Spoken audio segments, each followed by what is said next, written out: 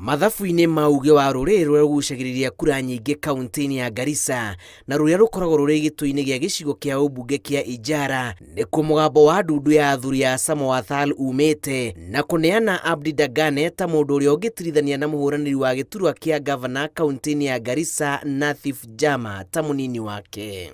Nimeamini na nimeona hakika ako na nia nzuri. Mimi namjua sana kijana Abdi Dagane. Ni kijana ambaye tumefanya kazi naye hapo awali kwa First Community Bank.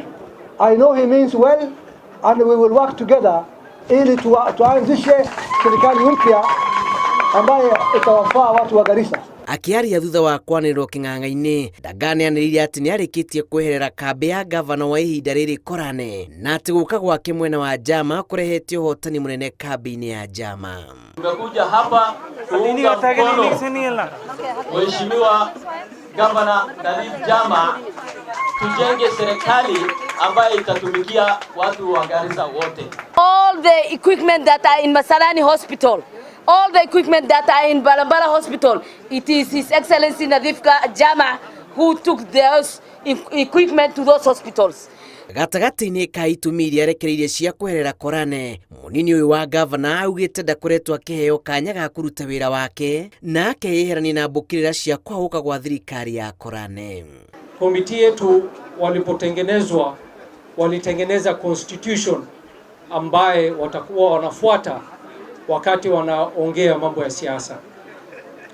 Naweza kuhakikishia ya kwamba komiti ilifuata constitution ile ambayo walikubaliana ndio waweze kuja na muamuzi ya Abdi Dagane kuwa deputy governor. We are now going to start official campaigns from this moment. Our senator being our super young man Abdul na mimi na Abdul Qadir tutafanya kazi ili tuanzishe ama tulete serikali ambaye itawafaa watu wa Garissa.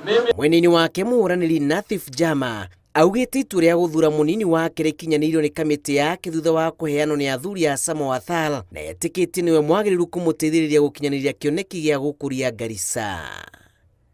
Ngĩribotera Inooro TV, njĩtagwo Julius Kareithi wa Mũnene.